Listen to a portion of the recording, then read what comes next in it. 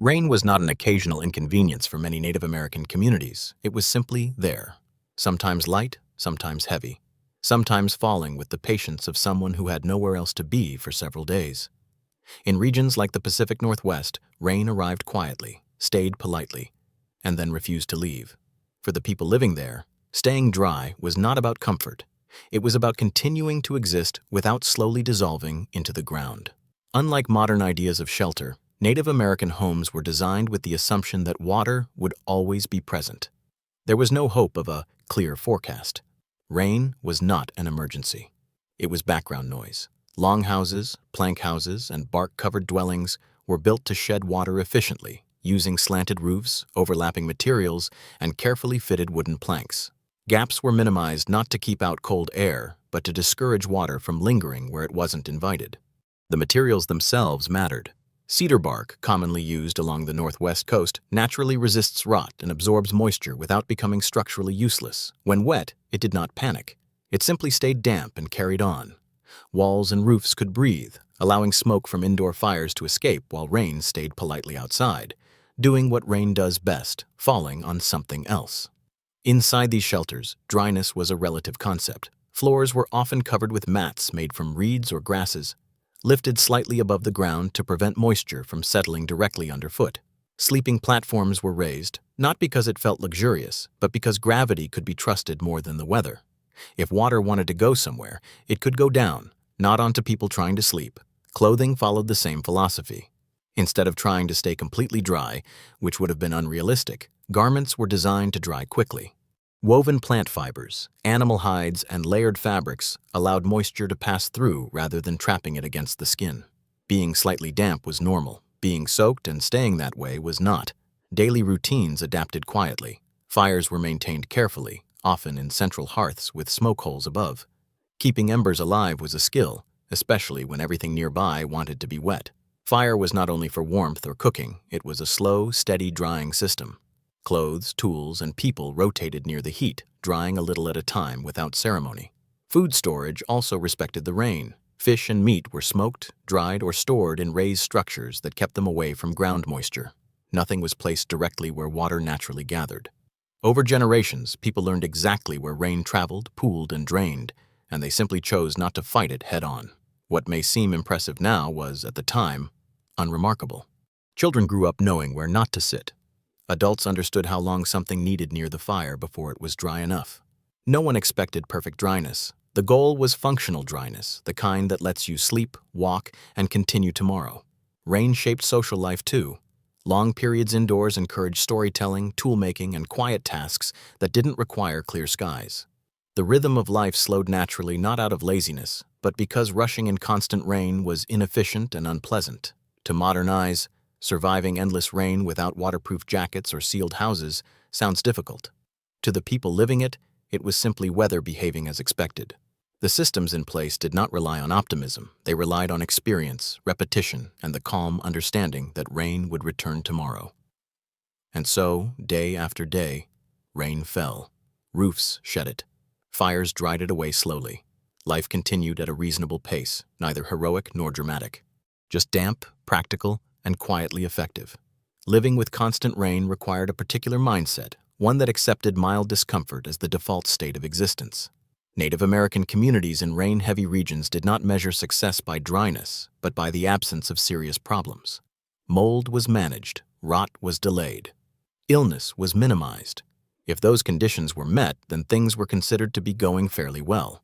Shelters were rarely sealed tight because sealing a structure completely tends to trap moisture inside, where it becomes rude and uncooperative. Instead, airflow was encouraged in controlled ways. Smoke holes doubled as ventilation. Slight gaps allowed damp air to drift out rather than settle in permanently. The goal was balance, not exclusion. Rain could fall, but it was not allowed to linger in places that mattered. Maintenance was constant, quiet, and uncelebrated. Roof coverings were replaced regularly. Bark panels were shifted, dried, and returned to service. Mats were aired when possible, even if airing simply meant moving them closer to a fire for a while. Nothing was assumed to last forever, especially not in a climate that actively tried to decompose everything. Tools and daily objects reflected this reality. Baskets were woven tightly but flexibly, so they could survive repeated wetting and drying without collapsing. Wooden tools were shaped with drainage in mind, avoiding deep grooves where water could settle and start causing opinions. Everything had a shape that made water's job easier, so it would leave sooner rather than later. Footwear, when used, was practical rather than optimistic. Moccasins softened when wet, then dried again without complaint. The idea of keeping feet perfectly dry was unrealistic. The idea of keeping them functional was entirely reasonable. People learned to walk on wet ground without slipping, choosing paths based on drainage rather than distance. Children grew up learning these patterns early. They learned which areas of the shelter stayed driest, which logs near the fire were acceptable for sitting, and which spots would guarantee damp clothing for the rest of the day. Knowledge passed quietly, not through lectures, but through repetition and mild consequences. Hygiene adapted as well. Water was abundant, even if it arrived at inconvenient angles. Washing happened regularly, often near streams or in the rain itself. Drying afterward was simply part of the process. Cleanliness did not depend on staying dry. It depended on removing dirt and managing moisture afterward. Rain also shaped movement between locations. Travel routes followed higher ground when possible. Temporary shelters were built with the same principles as permanent ones, scaled down but no less thoughtful. A poorly placed camp could turn an ordinary rain into a long, uncomfortable lesson in geography. Seasonal cycles mattered. Certain times of year brought heavier rain, and activities shifted accordingly. Hunting, fishing, gathering, and tool-making adjusted to conditions rather than resisting them.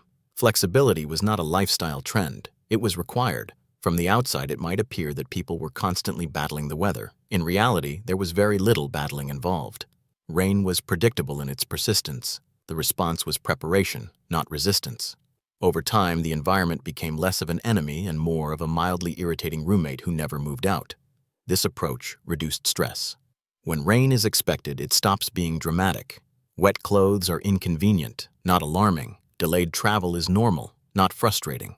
Life slows slightly, then continues. What allowed Native American communities to stay dry enough was not a single invention or technique. It was an entire system of habits, materials, and expectations built around the assumption that rain would always return. And it did. Quietly. Repeatedly. On schedule. When you're ready, say TT, and we'll move on to part 3, where the rain continues doing exactly what it has been doing all along. Over time, constant exposure to rain reshaped how people understood comfort itself. Comfort was not dryness. Comfort was warmth, shelter, and the absence of preventable misery. A slightly damp sleeve was acceptable. A cold-soaked body was not. This distinction guided countless small decisions made every day, most of them unnoticed. Fire management became a central skill. Keeping a fire alive in wet conditions required patience rather than force. Tinder was stored carefully, often wrapped or placed in elevated spots where ground moisture could not reach it. Once a fire was established, it was rarely allowed to fully die. Coals were preserved, shared between households when necessary, and treated as something closer to a living companion than a tool. A reliable fire meant the difference between tolerable dampness and prolonged discomfort. Interior spaces were organized with moisture in mind. Items that needed to stay driest were kept higher. Food, tools, and bedding were arranged vertically, not out of aesthetic preference, but because water respected gravity. The lowest parts of a shelter were understood to be negotiable zones, where dampness might pass through briefly. Important things did not live there. Sleeping arrangements reflected this understanding. People slept on raised platforms layered with mats, furs, or woven materials that could be removed and dried individually. If one layer became too wet, it could be replaced without dismantling everything. This modular approach prevented small problems from becoming larger ones, which is generally a good strategy in most areas of life. Community design also played a role. Villages were placed where drainage naturally worked in their favor. Slight elevations, proximity to flowing water rather than stagnant pools, and wind exposure were considered carefully. These choices were not random. They were the result of long observation and occasionally unpleasant trial and error. Rain influenced sound as well. The steady patter on roofs and ground became a familiar background, not something that demanded attention. This auditory consistency may have contributed to a calmer pace of life indoors. Conversations slowed. Tasks were chosen for their compatibility with staying inside. There was little point in pretending the weather would suddenly improve out of politeness. Craft traditions adapted accordingly. Many indoor crafts, basket weaving, tool repair, clothing construction were well suited to rainy seasons. Productivity did not stop, it simply shifted indoors. The idea that work requires dry conditions was not widely supported by experience. Illness prevention relied more on warmth and airflow than dryness. Wet clothes were changed when possible, but perfection was unnecessary. People understood that lingering cold was more dangerous than moisture itself. Fires, shared spaces, and layered clothing addressed this risk effectively enough to sustain communities over generations. There was also an emotional adaptation. When rain is unavoidable, frustration becomes inefficient. Complaining does not improve drainage. Instead, patience develops. Expectations lower slightly, but reliability increases. When everyone understands that rain will slow things down, cooperation becomes easier. Children absorbed this outlook naturally. Rain was not framed as a disruption. It was simply another condition under which life happened. Play continued. Learning continued. Wetness became background information rather than a problem requiring constant commentary. From a modern perspective, the lack of obsession with staying perfectly dry can feel surprising. Waterproofing now implies total exclusion of water, often at the cost of comfort in other ways. Traditional approaches accepted that some moisture would always be present and focused instead on recovery. Things got wet, then they dried. Then life continued. This resilience was quiet and practical. It did not rely on advanced materials or complex engineering. It relied on consistency, observation, and a willingness to adapt behavior rather than environment whenever possible. What allowed Native American communities to function in endless rain was not resistance, but accommodation. Shelters did not challenge the weather, they redirected it. Clothing did not block moisture entirely. It tolerated it briefly. Daily routines did not depend on ideal conditions. They assumed the opposite. And so rain continued to fall with remarkable dedication. Roofs aged, fires burned, people slept, worked, and waited patiently for things to dry just enough, which, most days, was enough. One of the more subtle advantages of living in constant rain was that it removed the illusion of control. Weather was not something to outsmart or outmuscle. It arrived on schedule and behaved consistently. This reliability allowed people to design their lives around it with surprising precision. When rain is dependable, planning becomes easier, not harder. Time itself was measured differently. Days were not categorized as good or bad based on dryness. Instead, they were assessed by what could reasonably be done under current conditions. Certain tasks waited, others filled the gap. There was no rush to complete everything immediately because the environment discouraged rushing in the first place. This pacing had physical benefits. Moving carefully on wet ground reduced injury. Carrying loads more slowly conserved energy.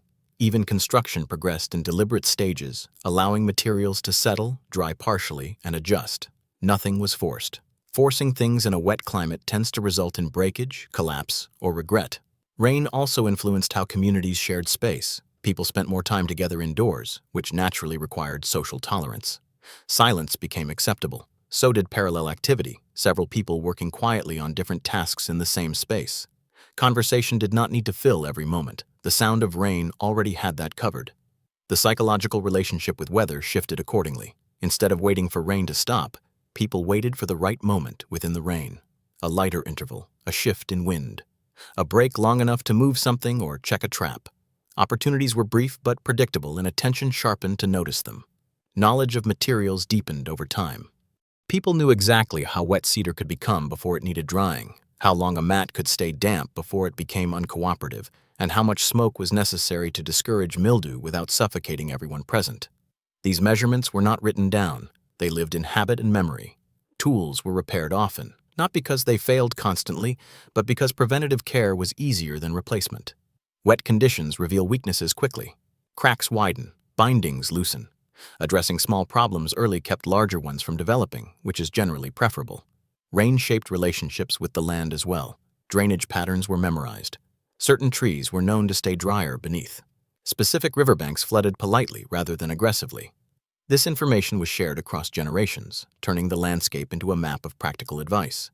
There was also an acceptance of impermanence. Structures aged visibly. Roofs darkened, material softened.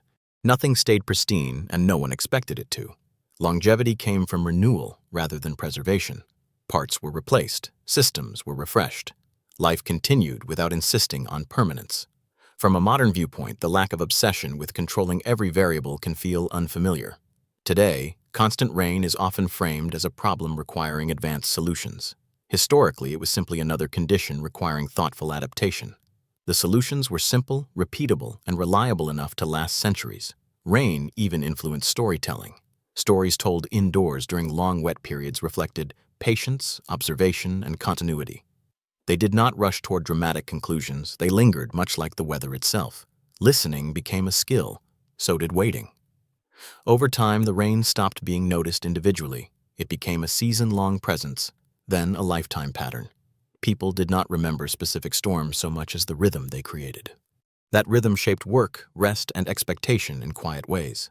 Ultimately, staying dry for days in endless rain did not mean avoiding water entirely. It meant understanding how water moved, how long it stayed, and how to coexist with it without unnecessary suffering. Dryness was temporary, stability was not. And so the rain continued, tapping steadily on bark and plank, seeping into the soil, feeding the forests, and reminding everyone involved that resistance was optional, but adaptation was required. As generations passed, these rain-shaped habits became so normal that they stopped being recognized as strategies at all. They were simply how things were done. When a system works long enough, it fades into the background. People no longer thought about staying dry as a goal. They thought about living correctly within conditions that never asked for permission. Children learned by watching, not by being warned. They noticed where adults placed objects without being told why. They copied movements that avoided puddles forming in predictable places. Over time, their bodies learned what their minds never needed to articulate. This kind of knowledge did not feel technical. It felt obvious. Seasonal preparation became routine rather than dramatic. Before the heaviest rains, repairs happened quietly. Roof sections were adjusted. Drainage paths were cleared. Firewood was moved to higher ground. No speeches were given about the coming weather. Everyone already knew. Preparation did not require urgency because it happened every year at roughly the same time with roughly the same results.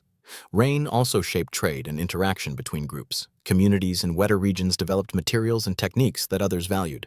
Cedar, bark weaving, and rain-resistant construction methods traveled along trade routes, spreading solutions rather than complaints. Knowledge moved where weather did not. Interestingly, constant rain discouraged excess. When everything must be maintained frequently, owning too much becomes impractical. Objects require care. They need drying, cleaning, repositioning. This naturally limited accumulation. People owned what they could reasonably manage in a damp environment. The result was not minimalism as a philosophy, but practicality as a survival habit. Food practices reflected the same restraint. Large surpluses were difficult to protect from moisture. Preservation methods focused on reliability rather than abundance. Enough food to last, not enough to impress. This reduced waste and simplified storage in a climate where rot was always nearby, waiting patiently. The body adapted as well. People became accustomed to temperature variation and mild dampness. Skin toughened, movement adjusted. The constant low-level exposure built resilience without requiring conscious effort. Comfort became flexible, which is an underrated advantage. Rain even influenced conflict avoidance. Moving aggressively through wet terrain is inefficient. Surprise is harder. Weapons are heavier. Communities learned that patience often worked better than force in such conditions. Waiting was frequently the smarter option. Spiritual beliefs, where present, often acknowledged the environment's persistence. Rain was neither villain nor hero. It simply existed, sustaining forests, rivers, and food sources, while also making life mildly inconvenient. Balance, rather than dominance, became a recurring theme. What modern observers sometimes miss is how little suffering was involved. This was not endurance for endurance's sake. It was efficiency. Systems were tuned just enough to meet needs without overcomplicating things. No one tried to engineer perfection in a place that rewarded flexibility instead. When storms intensified, people stayed closer together. When rain softened, activity expanded outward. These shifts happened naturally, without alarms or forecasts. Observation replaced prediction. Experience replaced expectation. Over long periods, this relationship with rain produced stability. Not wealth in the modern sense, but continuity. Communities persisted. Knowledge accumulated. Children grew up and repeated the same quiet adjustments their grandparents had made, adding small refinements along the way. The most remarkable part is how unremarkable it all was. There were no dramatic victories over nature, no moment when rain was defeated. There was simply a long agreement. Water would fall and people would respond sensibly. In a world that often seeks control, this approach can feel strangely calm. Instead of fighting conditions, life folded around them. Instead of demanding comfort, it defined comfort realistically. And so, once again, rain fell for days. Shelters held. Fires burned. People slept, worked, and waited. not because they had no choice, but because they had already figured out the most efficient one. By this point, the idea of surviving rain would have sounded slightly dramatic to the people actually living in it. Survival implies danger. What they experienced was persistence. The rain did not threaten daily life so much as negotiate with it, constantly, quietly, and without urgency. One of the most effective adaptations was simply knowing when not to act. In heavy rain, many tasks become inefficient. Wood splits poorly, trails become unreliable, tempers shorten. Instead of forcing productivity, people waited. Waiting was not wasted time. It was a strategic pause that prevented mistakes that would require far more effort to fix later. This restraint extended to construction. New shelters were not rushed. Materials were allowed to adjust to moisture before being fully assembled. Bark panels were bent slowly. Planks settled into place over time. Structures improved gradually, not instantly. A building that rushed to completion in wet conditions often demanded constant repair afterward, which everyone preferred to avoid. The soundscape of rain-heavy living also shaped awareness. People could hear changes in rainfall intensity, wind direction, and runoff patterns long before seeing them. These cues guided decisions subtly. A shift in sound meant a leak would likely appear soon. A deeper rhythm suggested pooling somewhere nearby. Listening replaced measuring. Animals adapted as well, and people paid attention. Certain birds behaved differently before long storms. Fish movement changed with water levels. These patterns informed timing without formal prediction. The environment provided enough information for those willing to observe patiently. Clothing maintenance remained constant. Wet garments were not considered ruined. They were expected to be wet. Drying happened incrementally. A sleeve near the fire now. A hem later. Everything rotated. This prevented the frustration of trying to dry everything at once, which rarely works in damp climates anyway. There was also an acceptance that some things would always smell faintly of smoke or moisture. This was not considered a failure. It was a byproduct of warmth and survival. Cleanliness meant functional cleanliness, not sensory perfection. Expectations were aligned with reality, which reduced disappointment. Social structures benefited from this realism.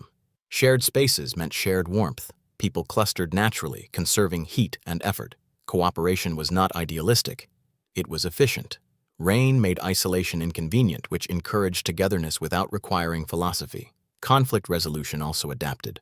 When leaving shelter is unpleasant, arguments lose momentum. Disagreements cooled simply because remaining angry required energy that was better spent staying warm and dry enough. This did not eliminate conflict, but it softened it. Over generations, these patterns created a form of environmental confidence. People trusted their systems because they had been tested repeatedly. When rain intensified, there was no panic. Adjustments were made. When leaks appeared, they were addressed. Nothing was framed as unprecedented. This confidence reduced stress, which in turn improved decision-making. When conditions are expected, the mind stays clearer. Fear thrives on surprise. Rain offered very little of that. What often surprises modern observers is how little technology is involved in these solutions.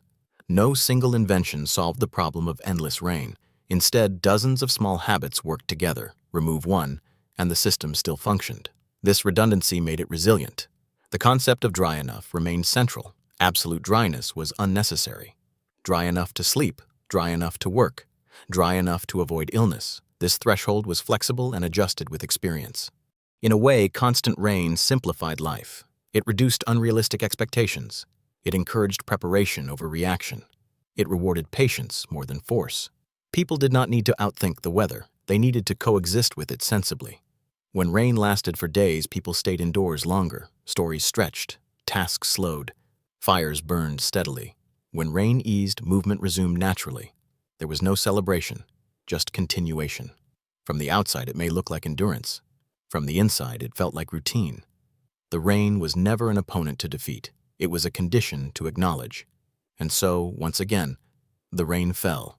Not dramatically, not threateningly, just consistently. Roofs shed it, fires countered it, people adapted without complaint, which, after enough time, felt less like survival and more like competence. By this stage, constant rain had become less of an environmental factor and more of a scheduling detail. It influenced when things happened, not whether they happened at all. Life did not pause for dry weather. It simply adjusted its timing until conditions were cooperative enough to proceed without unnecessary effort. People learned to recognize small improvements in the rain rather than waiting for it to stop entirely. A slight thinning of droplets, a change in wind direction, a softer sound on the roof. These moments signaled opportunity, not optimism, just practicality. Tasks were fitted into these narrow windows with quiet efficiency. Over time, this sensitivity to conditions sharpened attention in general. People became observant without trying to be.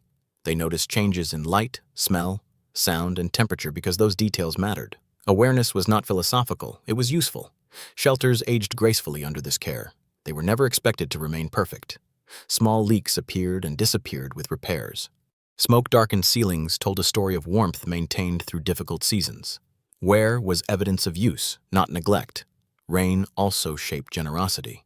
When conditions are difficult, sharing becomes more sensible than hoarding. Firewood was exchanged. Space near the hearth was offered. Knowledge was passed freely because it benefited everyone. Cooperation was not framed as kindness, it was efficiency. Visitors from drier regions sometimes struggled at first. They expected rain to end. They expected relief. Instead, they were taught gently, sometimes wordlessly, that waiting for improvement was less effective than learning how to function anyway. Most adapted. A few complained quietly until they did. Even celebrations adjusted. Gatherings happened indoors or under cover. Food choices favored what could be prepared slowly and reliably. There was no disappointment about weather-ruining plans, because plans never depended on clear skies to begin with. This environment discouraged grand gestures. Excessive movement wasted energy. Loud reactions served no purpose. Calm behavior conserved warmth and focus. Over time, this calm became cultural. It showed up in posture, speech, and expectations. The result was a population deeply attuned to their surroundings without being anxious about them. Rain was constant, but it was also consistent. Consistency allowed trust. Trust allowed calm. From a modern perspective, it may appear that people lived with less comfort. In reality, they lived with fewer surprises. And fewer surprises often feel more comfortable than unreliable luxury. As days of rain blended together, people stopped counting them. There was no day 3 or day 7. There was just rain season and then the season after that. Memory focused on events, not weather. What allowed Native American communities to remain functional in endless rain was not toughness alone. It was alignment. Their expectations matched their environment. Their systems matched their expectations. Very little energy was wasted wishing things were different. Rain did not need to be overcome. It needed to be accounted for. Once that was done, it lost its power to disrupt. And so, quietly, life continued. Roofs shed water as designed. Fires offered steady warmth. People moved when movement made sense and rested when it did not. The rain fell as always, and for the people living within it, that was simply part of the arrangement. At this point, the most remarkable thing about the rain was how little attention it received. It existed, it fell, and it was accounted for. That was enough.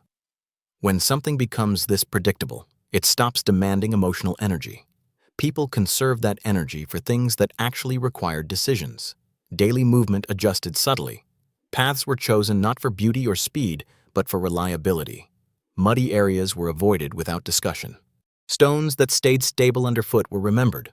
Over time, the land itself became annotated with invisible notes. Slippery here, safe there, avoid after heavy rain, usable if the wind shifts. These notes lived in memory rather than maps. Shelters continued to function as intended, not by resisting rain, but by managing its behavior. Water was guided away from walls. Drips were redirected. Small channels formed naturally, then were encouraged with minor adjustments. The rain was not blocked. It was politely escorted elsewhere. This ongoing negotiation created a sense of control that did not rely on dominance. People did not feel powerless even though they did not command the weather. They understood it well enough to live alongside it without constant disruption. That understanding replaced anxiety. Clothing cycles remained steady. Wet garments were accepted as part of the process. Dry ones rotated in when available. The idea of having everything dry at once was unnecessary. Enough dry things was sufficient. This reduced frustration significantly. Work rhythms followed the same principle. Tasks were broken into manageable segments that could pause and resume without consequence. If rain intensified, work paused. If it eased, work resumed. There was no guilt attached to waiting. Waiting was simply part of doing things properly. Children continued learning through participation. They carried small loads, made small mistakes, and learned quickly which ones mattered. Rain taught patience more effectively than instruction ever could. It rewarded careful movement and punished haste gently but consistently. Over time, this environment shaped a particular form of confidence. Not loud or aggressive confidence, but quiet assurance. People knew they could handle what the day brought because the day brought roughly the same challenges it always had. Visitors eventually noticed that complaints about the weather were rare. Not because conditions were ideal, but because commentary served no purpose. Discussing rain did not change it. Action did. This acceptance did not mean indifference. People cared deeply about their homes, tools, and families. They simply directed that care toward maintenance and adaptation rather than frustration. Rain continued to influence everything indirectly. Diets favored foods that stored well in damp conditions. Crafts emphasized repairability. Social structures valued cooperation and shared effort. None of this was accidental. It was the natural outcome of living where water refused to be optional. From a distance, this way of life might appear slow. From within it, it felt steady. Progress was measured not by speed, but by continuity. If things worked today and were likely to work tomorrow, that was success. As the rain carried on day after day, it faded further into the background. It became texture rather than obstacle, sound rather than interruption. Life did not feel like survival. It felt like practice repeated, refined, and quietly effective. And so the rain fell again, as it always had. Roofs responded, fires adjusted.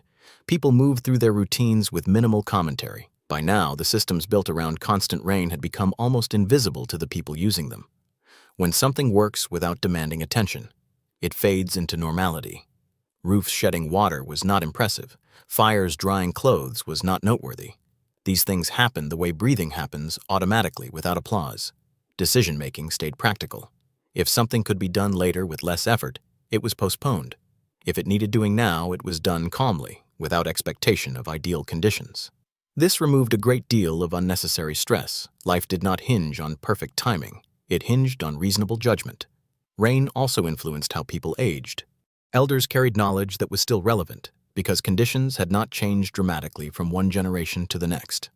Advice about where to place a shelter, how to store wood, or when to wait was based on lived experience, not outdated memory. Respect for this knowledge came naturally. The rhythm of days blurred together gently. Without sharp seasonal contrasts, time moved in gradual transitions. People noticed changes in vegetation, animal behavior, and light long before noticing dryness. These markers replaced calendars. Attention stayed outward, tuned to environment rather than abstraction. Shelter interiors reflected long-term use. Smoke-darkened beams, worn floors, and familiar arrangements created a sense of continuity. These spaces were not redesigned constantly. Stability mattered more than novelty. When something worked, it stayed. Rain also reduced waste. Repair was easier than replacement. Materials were reused until they genuinely failed. This was not a moral stance. It was practical in a place where acquiring new materials required effort under wet conditions. Care extended the life of objects naturally. Movement through the landscape remained deliberate. People rarely rushed unless necessary. Slipping, dropping tools, or damaging materials created extra work later. Slow movement conserved energy and reduced accidents. Over time, this pace became habitual rather than intentional. There was also a subtle emotional steadiness that came from predictability. When conditions change slowly, reactions slow as well. Panic requires surprise. The rain offered none. It arrived, it stayed, and eventually it eased, just as it always had. Children raised in this environment carried that steadiness forward. They grew into adults who did not expect ease, but also did not fear difficulty. Rain taught them that inconvenience was manageable and that preparation mattered more than optimism. From the outside, it might seem that people endured rain with remarkable tolerance. From the inside, tolerance was not the right word. Rain was not endured. It was incorporated. Life was designed with it in mind, not built around hoping it would go away. As days passed, the distinction between dry and wet mattered less than the distinction between workable and unworkable. Most days fell into the workable category. That was enough. The rain continued, of course, it always did. But its presence no longer defined the day. It simply shaped it gently, like a hand resting on a shoulder noticeable but not alarming. And so, quietly, the system continued to function.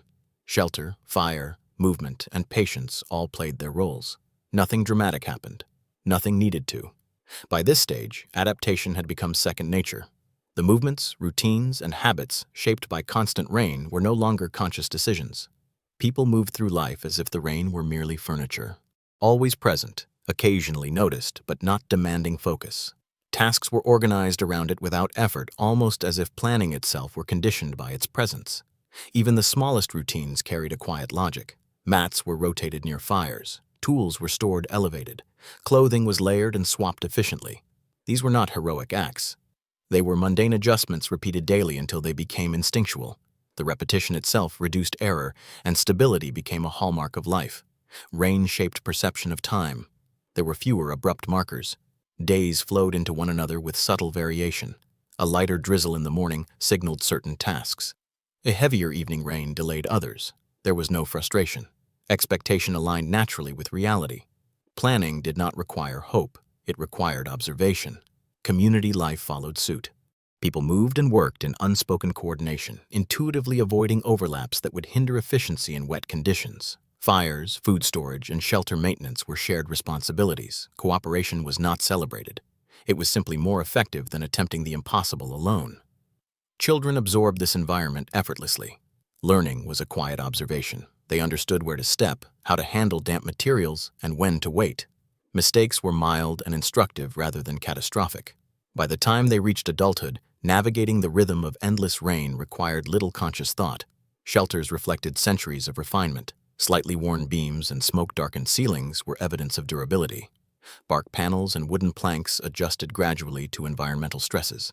Leaks were rare, and minor dampness was tolerated rather than feared. Comfort was defined practically, not ideally. Even leisure adapted. Social gatherings, crafting, and storytelling were all shaped by moisture and predictability. Indoor spaces became central to life during prolonged rain. The sound of water pattering on roofs provided a natural background that encouraged calmness and focus rather than restlessness. From a modern perspective, these habits might seem restrictive or excessively cautious. In reality, they allowed energy to be allocated efficiently. Time and effort were preserved for tasks that truly required attention, rather than expended futilely in opposition to the weather. Rain also fostered resilience. The environment trained bodies and minds to tolerate mild discomfort while maintaining functionality. Cold, damp clothing was temporary. Patience became habitual. Adaptation replaced complaint. There was a subtle pride in competence, though it went largely unspoken. Observing the land became intuitive. Drainage paths, safe walking areas, and sheltered spots were known intimately. These natural maps reduced accidents, preserved materials, and allowed movement with minimal planning. Knowledge was embedded rather than formalized, transmitted silently across generations. The emotional rhythm of life shifted as well. The constancy of rain normalized inconvenience. Mild disappointment was temporary. Urgency was rare. People learned to value what could be controlled rather than lament what could not. This approach reduced stress without the need for explanation. Ultimately, survival was not heroic. It was quiet, deliberate, and effective. Each element, shelters, clothing, fire, movement, interacted in a stable, predictable system. Water fell and life adapted without fuss or ceremony. It continued. It persisted. And so did people. The rain fell again just as it had, just as it always would. Life adjusted seamlessly. No drama, no alarm, just the slow, patient maintenance of existence. By now, most of the daily challenges created by rain were no longer consciously noticed.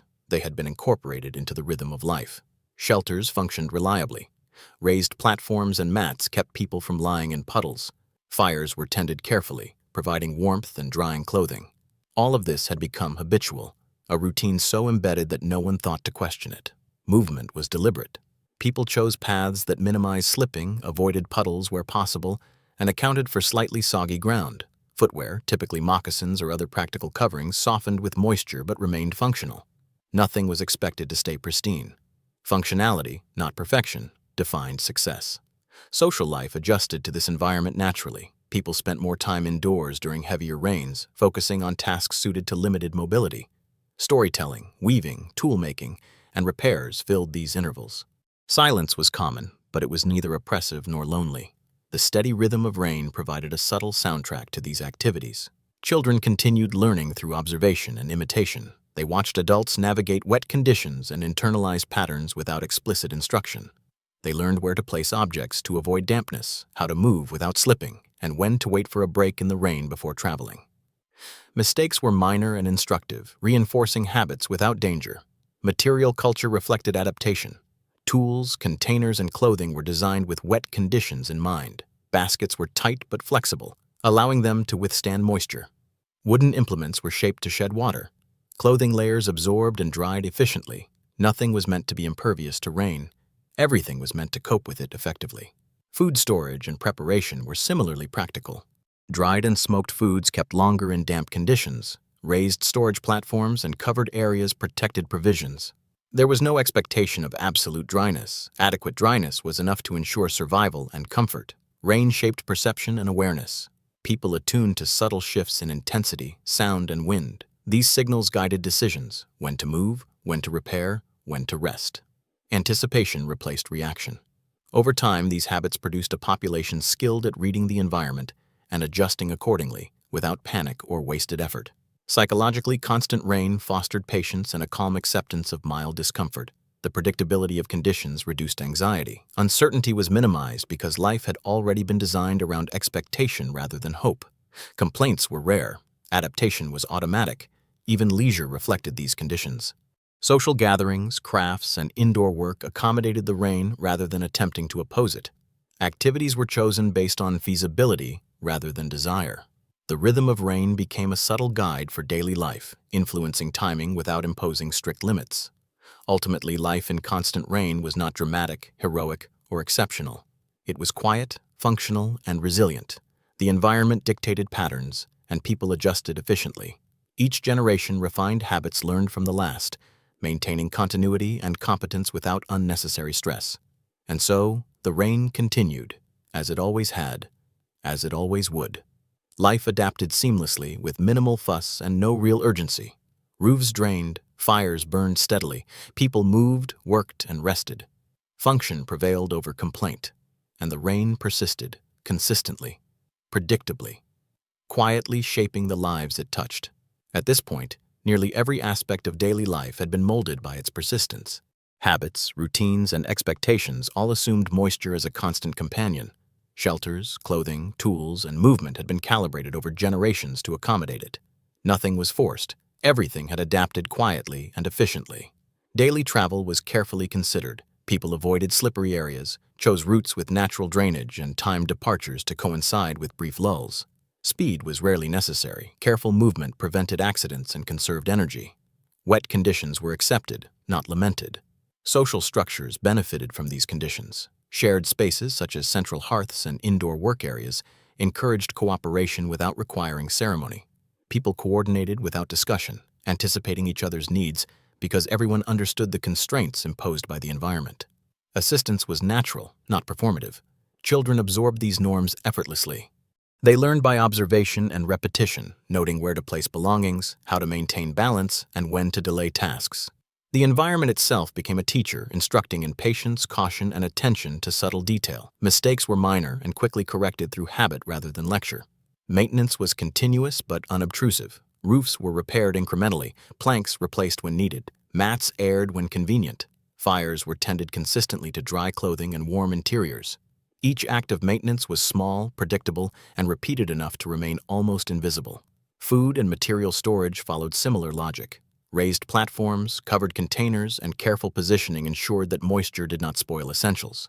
Preservation methods, smoking, drying, layering, were practiced continuously. Adequate protection rather than perfection was the standard.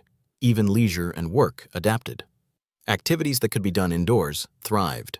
Storytelling, weaving, toolmaking, and mending occupied time efficiently.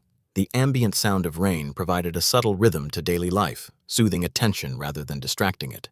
Psychologically, constant rain produced a quiet resilience. Life's small discomforts were normalized. Anticipation replaced frustration. Daily planning was guided by observation, not hope.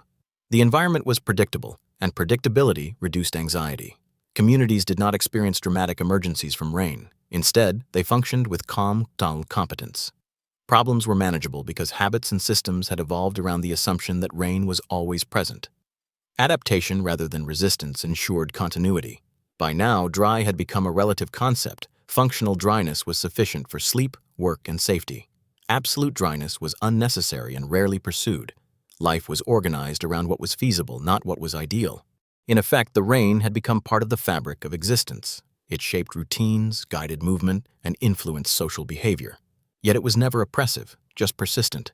Its constancy allowed human systems to stabilize, quietly teaching patience and efficiency.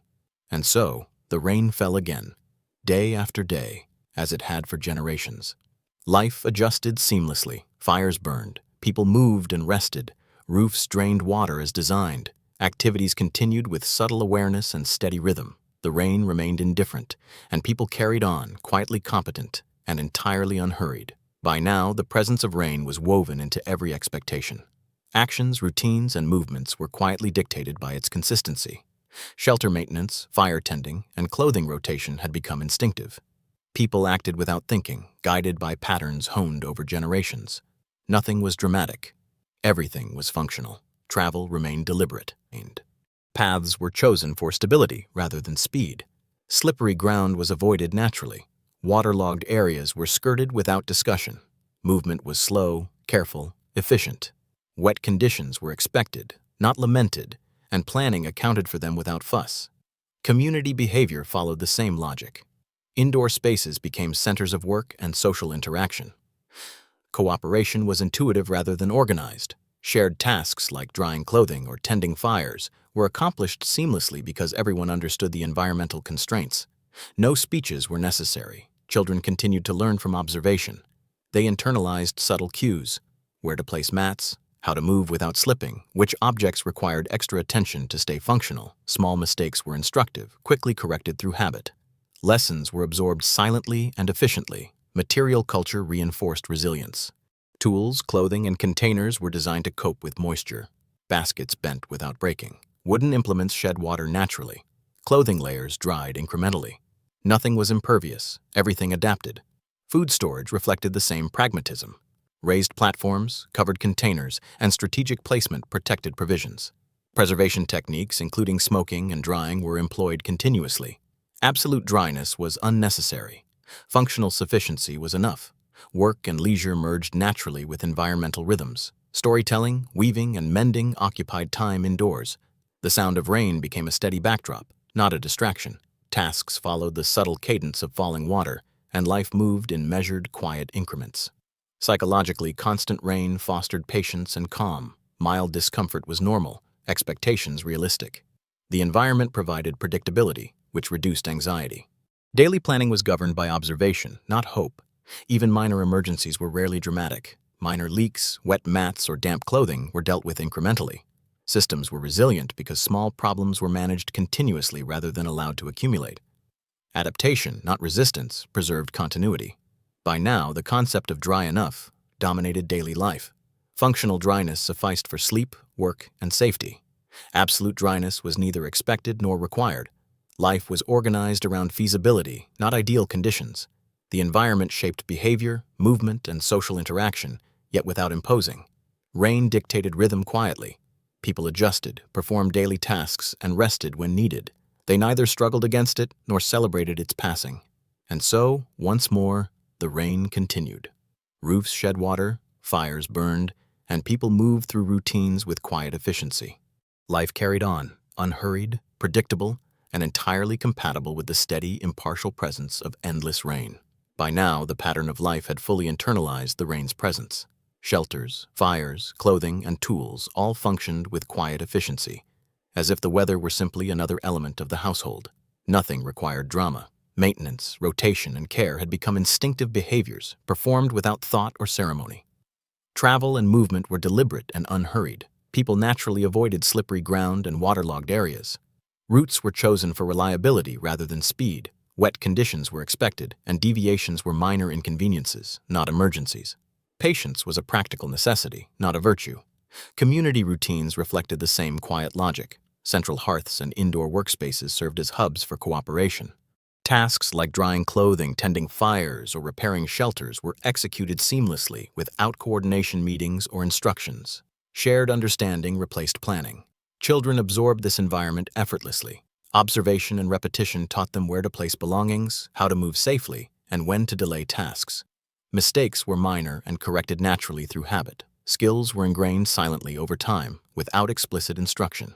Materials and tools continued to reflect adaptation. Baskets, wooden implements, and clothing layers coped with moisture without complaint. Items were functional rather than perfect. Everything was designed to tolerate wetness and recover efficiently. Food storage was similarly pragmatic. Raised platforms, covered containers, and preservation techniques drying, smoking, layering ensured sustenance. Absolute dryness was unnecessary. Functional sufficiency allowed life to continue without interruption. Work and leisure were synchronized with environmental rhythms. Storytelling, crafting, and repair activities filled indoor hours. The ambient sound of rain provided a natural tempo, guiding attention subtly.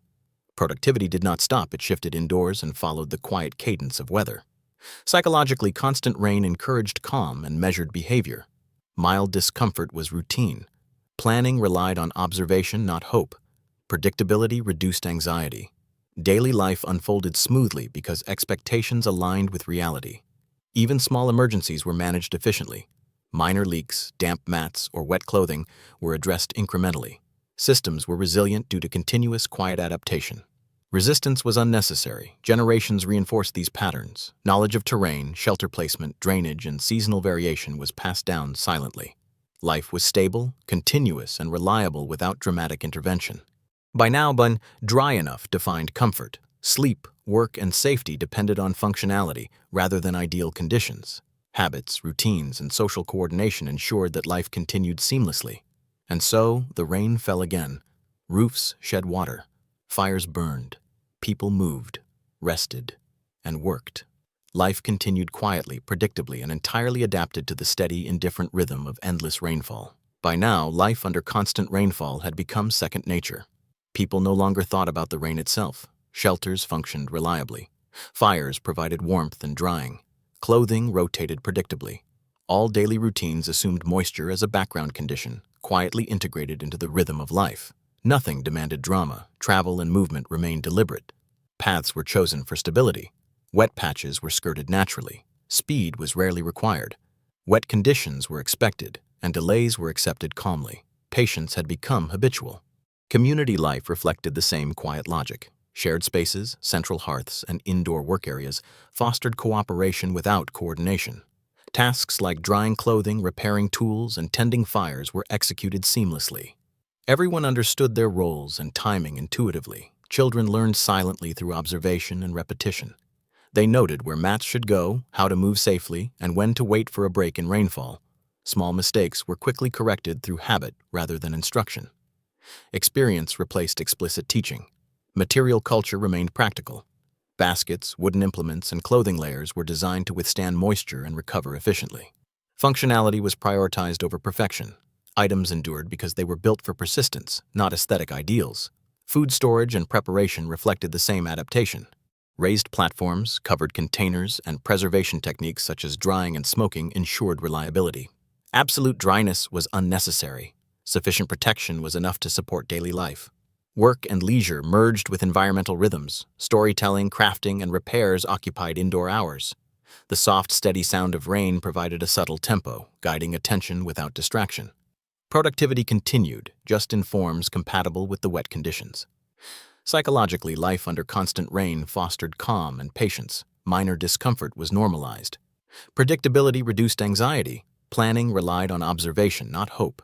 People moved and worked with quiet confidence, knowing the environment was stable and consistent. Even minor issues were managed efficiently. Small leaks, wet mats, or damp clothing were corrected incrementally.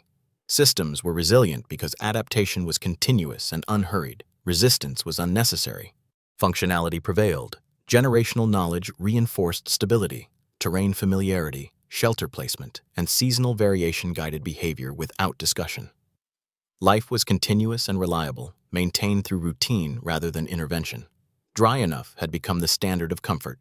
Sleep, work, and safety depended on practicality. Habits, routines, and social coordination ensured life continued seamlessly, without drama or wasted energy. And so the rain fell again. Roofs drained, fires burned. People moved, worked, and rested. Life persisted quietly, predictably, entirely aligned with the rhythm of endless, indifferent rainfall. By now, the environment had fully shaped daily life. Rain was no longer an obstacle. It was a constant parameter around which routines, habits, and expectations were arranged. Shelters functioned predictably. Fires maintained warmth and aided drying. Clothing and tools were rotated systematically. Nothing required special attention. Life flowed naturally within these parameters. Movement remained deliberate. People chose paths that minimized slipping and avoided waterlogged areas. There was no hurry. Speed was unnecessary when careful pacing reduced accidents. Wet conditions were expected, and minor delays were accepted calmly. Patience was habitual, not a conscious effort. Community routines were similarly shaped. Indoor spaces, hearths, workshops, and shelters became centers of coordinated activity. Tasks such as drying clothing, tending fires, repairing shelters, and preparing food were accomplished seamlessly. Coordination did not require discussion. Everyone understood the rhythm and timing. Children absorbed this understanding effortlessly. Through observation and repetition, they learned where to place belongings, how to navigate wet surfaces, and when to postpone movement. Mistakes were minor and corrected naturally. Habits, rather than instructions, ensured competence. Tools, clothing, and shelters were all adapted to persistent moisture. Wooden implements and woven baskets shed water efficiently. Clothing layers dried incrementally. Shelters managed runoff and ventilation. Functionality, not perfection, defined effectiveness. Food and storage followed practical logic. Raised platforms and covered containers protected provisions from dampness. Preservation techniques such as smoking and drying ensured reliability. Absolute dryness was unnecessary. Functional sufficiency was enough. Work and leisure aligned with environmental rhythms. Storytelling, weaving, crafting, and repairs filled indoor hours. The soft patter of rain provided a steady backdrop, guiding attention without distraction. Productivity was maintained, but in forms compatible with wet conditions. Psychologically, constant rain fostered calm and measured behavior. Mild discomfort was normalized. Predictable conditions reduced anxiety. Planning relied on observation, not hope. Life moved forward quietly and efficiently. Minor problems were handled incrementally. Small leaks, damp mats, and wet clothing were corrected as needed. Systems were resilient because adaptation was ongoing and unobtrusive. Resistance was unnecessary. Generational knowledge reinforced stability. Familiarity with terrain, shelter design, and seasonal variations guided decisions without discussion. Life persisted reliably through routine rather than intervention. Dry enough defined comfort. Sleep, work, and safety depended on practicality. Habits, routines, and social coordination ensured continuity, efficiency, and calm. And so the rain fell once again. Roofs drained, fires burned, people moved, worked, and rested. Life persisted quietly, predictably, entirely integrated with the constant, indifferent rhythm of endless rainfall. At this point, rain is no longer noticed actively. It is simply part of existence. Shelters, clothing, and daily routines are all adapted to its steady presence. Fires provide warmth and drying. Mats and raised platforms keep people from direct contact with wet floors. And tools are used in ways that tolerate moisture. Life flows smoothly, without drama or urgent adjustments. Movement remains deliberate and careful. People avoid slippery areas naturally, selecting routes that minimize effort and risk. Speed is unnecessary. A slow, steady pace prevents accidents and preserves energy. Rain is expected and minor inconveniences are accepted without complaint. Patience has become habitual rather than conscious. Social behavior continues to adapt. Central hearths, indoor workspaces, and shared shelters support cooperative activity without explicit coordination. Tasks like drying clothes, repairing tools, and preparing food are completed seamlessly. Shared understanding replaces the need for discussion or planning. Children continue learning by observing these routines. They understand instinctively where to place mats, how to move safely, and when to delay action. Mistakes are minor and corrected naturally through habit. Knowledge passes quietly, generation to generation, without formal instruction. Tools and materials are chosen and maintained with rain in mind. Baskets, wooden implements, and layered clothing handle moisture effectively. Functionality outweighs perfection. Everything is built to endure wet conditions and recover with minimal effort. Food storage follows the same practical logic. Raised platforms, covered containers, and preservation methods such as drying and smoking ensure reliability. Absolute dryness is unnecessary. Functional sufficiency is sufficient for survival and comfort. Work and leisure are shaped by environmental rhythms. Indoor activities like storytelling, crafting, and repairs occupy time effectively. The steady patter of rain provides a subtle rhythm, guiding attention and pacing without disruption. Productivity continues, just in forms compatible with wet conditions. Psychologically, life under constant rain fosters calm and measured behavior. Mild discomfort is normalized. Predictable conditions reduce anxiety. Planning relies on observation, not hope. Life moves steadily and quietly. Small issues are handled incrementally. Leaks, damp mats, or wet clothing are addressed naturally as part of daily routines. Systems are resilient because adaptation is continuous and unobtrusive.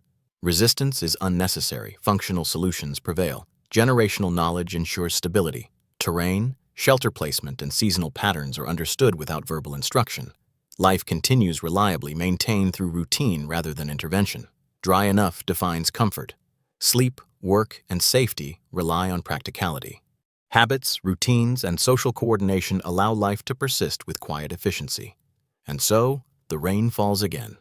Roofs drain, fires burn, people move, work, and rest. Life continues predictably, integrated seamlessly with the steady, indifferent rhythm of endless rainfall. Life has now fully adjusted to its constant presence. The environment dictates routines, and people follow them with minimal conscious thought. Shelters continue to manage water efficiently, fires provide warmth and drying, and clothing, mats, and tools are rotated and maintained with quiet consistency. Nothing requires drama or urgent action. Movement remains deliberate and cautious. Routes are chosen for reliability. Slippery or waterlogged areas are avoided naturally. Speed is unnecessary. Careful, steady pacing prevents accidents and conserves energy. Minor delays caused by wet conditions are accepted calmly. Patience is habitual. Community routines reflect the same logic. Shared indoor spaces allow cooperative work without discussion. Tasks such as repairing shelters, tending fires, drying clothing, and preparing food are accomplished seamlessly. Shared understanding replaces explicit planning. Children continue to absorb environmental knowledge effortlessly.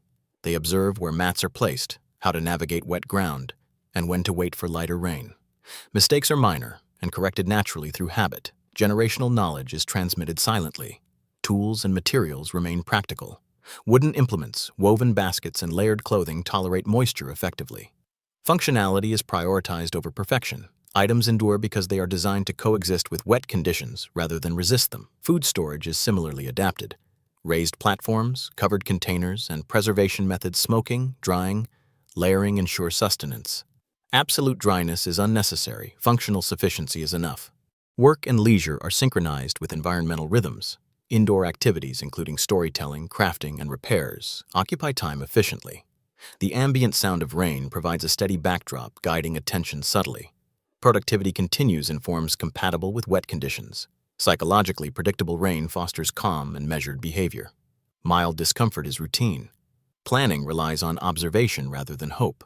Life moves quietly, steadily, and with minimal stress. Minor issues are addressed incrementally. Small leaks, damp mats, and wet clothing are handled as part of daily routines. Adaptation is ongoing and unobtrusive. Resistance is unnecessary. Generational knowledge reinforces stability. Terrain, shelter placement, and seasonal variations guide decisions without instruction. Life continues reliably through routine rather than intervention.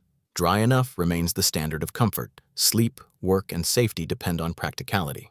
Habits, routines, and social coordination ensure continuity, efficiency, and calm. And so, once more, the rain falls. Roofs drain, fires burn, people move, work, and rest.